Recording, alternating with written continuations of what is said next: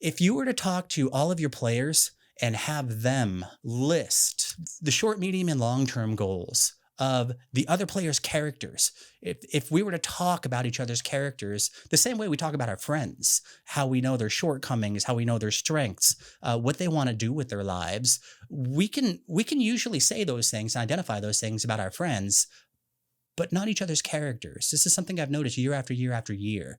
Hey, hey, and hello, Goblin Nation. I am Eric, and this is Goblin Salvage Rights. Now, if you don't know what any of those words mean, well, I suppose that's okay. You must be new. We've got a space for you over here by the fire. Welcome to the tribe. Now, I've got two problems that have been running throughout the years I'd like to address. Problem number one is clutter. Game tables are full of white noise, and that makes it difficult for me to focus and play these wonderful mind movies in my brain as my GM is feeding me all sorts of awesome sensory data. Tables have battle mats. They've got the little plastic thing over the hex grid. There's pens, there's phones, there's laptops, there's miniatures, there's 6 empty cans of beer. There's 3 half-drank Mountain Dews. The Oreo golems have taken over 50% of the table, and I can't see my miniature in the dungeon because everything is just fucking cluttered. It's white noise, and I just that rattles me, and it keeps me from being able to see those wonderful mind movies. So I need a solution for that, both as a GM, as I keep my play space clean, and as a player, so I can ease the burden on my GMs. Issue number 2 is a little fuzzier. If I were to ask one of my players, what is your character's goals? It might be something like, oh, I don't know, I want to be the best wizard ever. And that's fine. That's totally cool. I feel like there are missed opportunities, more human moments. So what I want to get out of these role-playing experiences. I've got one way that I've tried to solve that problem, and that's kind of like a player mat that I've assembled. A player mat that has an image of a character, some text on it, a quote, basically everything that I feel if I were to hand it to my GM, they would have a solid understanding of my character. And if I just fuck off for 4 months and my character has to stick around in the party, everybody knows exactly how that character is going to play. And all of that involves a player mat. So what I'm going to do is I'm going to show you how I make my own player mats, and then just get them to the table. I'm really proud of them, so why don't we go ahead and get started. The first thing you're gonna wanna do is find some amazing art. Art is everywhere, it's amazing, and please be kind to artists. Most, if not all of them, have Patreons by now. You can email them and say, hey, I plan on using a piece of your art in a visible context. Maybe I'm going to a D&D tournament at some convention and there's going to be eyes on it. Can I have permission to use it? This is personal consumption, personal awesomeness, and just being cool within the hobby. We all know how to use search engines. Pull one out. I use Google because I know how to use the thing. Google's everywhere. I can get access to everything. They're probably in my underwear drawer, and that's okay because they give me free email. So get yourself a Google search, and I want you to type in 3 words for your search criteria. I say 3 specific kinds of words because if you don't, you're going to have page after page after page you got to look through. That just gets obnoxious. I want this quick. I want it to the point. So why don't we make ourselves a dwarven bard of some sort? I've never made one before, so this would be a cool time to try that out.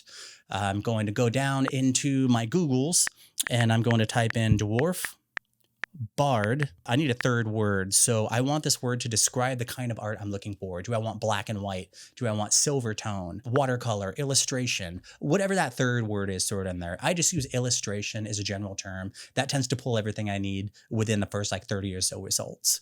So once you do that, you get a bunch of results. At this point, just scroll until you find the style you're looking for. I get a lot of flack in my friendship circle because I'm not a manga guy. I'm not an anime guy. Most of my artistic sensibilities and tastes are kind of Western. Maybe that's just a product of my age. Whatever it is, I like what I like. You like what you like. Find the style you're looking for, if not the exact image. So once you find it, tap it. You're going to find a bunch of other styles like that, and they're going to be dwarves, music dwarves, and just look for something you like. I happen to find this amazing image of a dwarven woman with bagpipes. Now, how cool is that? I'm going to use this one for my example, so I'm going to select and save this. Having done that, I've now safely stored it away. I got to get some text on this thing. So I need a name for my character. Why don't I pull open this image? I'm going to throw my character's name on here. I'm going to call her Daniela. I like the name. I'm going to use it. I type in D. I make it big, and I mean like 75% of the scale of that letter that you can make it. So at 75, I've got the D. I click and duplicate. I type out the rest of the word Aniela, all lowercase. I shrink that down to about 50%. I've got 4 areas around this name I want to do. Class, their background. I want to include maybe a nickname, a nom de plume, some sort of alias they might go by, something that happened before they showed up at the bar and met a bunch of adventurers. And I'm going to use those plus something my GM can use against me. Some fun little tidbit, they can throw back at me and I have to overcome, because stories are about overcoming challenges, right? If I give my GM nothing, they're probably not going to have much to go on. In this case, we're going to have a mountain dwarf, and she's a bard. Okay, great. Maybe she's like a College of the Sirens. Let's just make that up and put that in there. That's not an official Pathfinder 2nd edition thing. This is just flavor I'm looking for. I want my characters to understand how I see my dwarf. So I'm going to type here Dwarven graduate from the Bardic Academy. We're going to take all of that text. We're going to shrink it down to 25%, put it off to the side. We're going to duplicate it, and we'll do this 3 more times. The next one we're going to edit, and it's going to be whatever the character's background is. She's a dwarf. She likes music. Let's make her a barkeep. I'm going to type owns the Flagon Ale. Flagon rhymes with dragon. We're just going to go with that. We type that in here, drag it off to the side, leave it alone. We'll arrange all these later. We're going to call this third one a nickname. How about Flagon Molly? Just something to work with. I type that in. Perfect. And the last one is something my GM can use against me. Maybe the players can use against me. Something that's adversarial, something I have to overcome. She's a dwarf. She's under mountain. Drow are also under the mountain. My brain goes to spiders. Why don't we call her arachnophobic? Perfect. I'm going to type arachnophobic in that 4th one. And at this point, we have a really big letter. We've got the rest of the name. We've got a bunch of little text. Now we're going to arrange it around this image so it doesn't block the cooler parts of the picture and you can still see the damn thing. So I like to use the top of the image for all of this stuff we're talking about. And then we move on to the last thing. Why don't you tap and duplicate one of those fields, and we're going to search for a quote.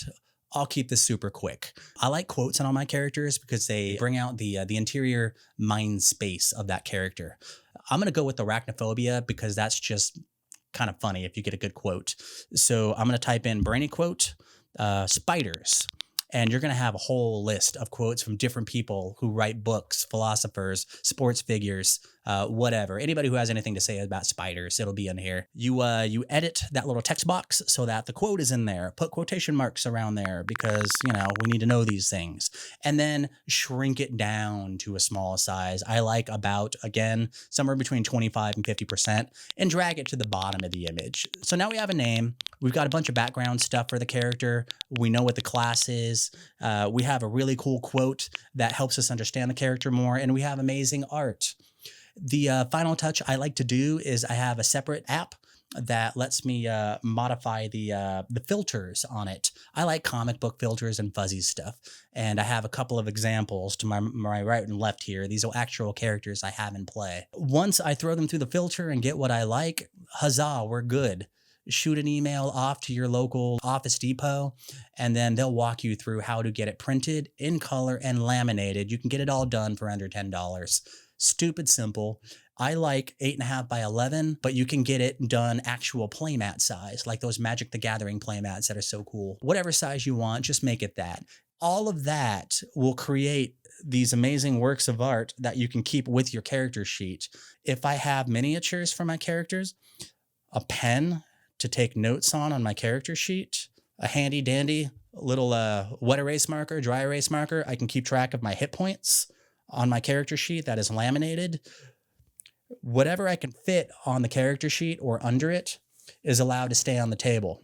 All of my books, all of my beer, all of my other crap goes under my chair or on a little TV tray, maybe to my right over here. But I want to keep the table clear of crap, and I want to have only what I need right here in front of me. And that creates a nice, clean, sensible play space that we can gather around and be focused on without getting distracted by all the white noise. And that is sort of my way of solving those two issues that have been bothering me, frankly, for decades. And it doesn't cost more than $10, and it eases a lot of my, stuff, my baggage, if you will. All right, I think that's pretty much about it. If you guys have any thoughts or comments, if you're artists out there and you have more to say on this issue, I'd love to hear from you. Let me know, because, I think this is a conversation that needs to stay in the limelight. Thank you so much, and we'll do this again. So just remember to stay weird, goblins. That's how we like it around here.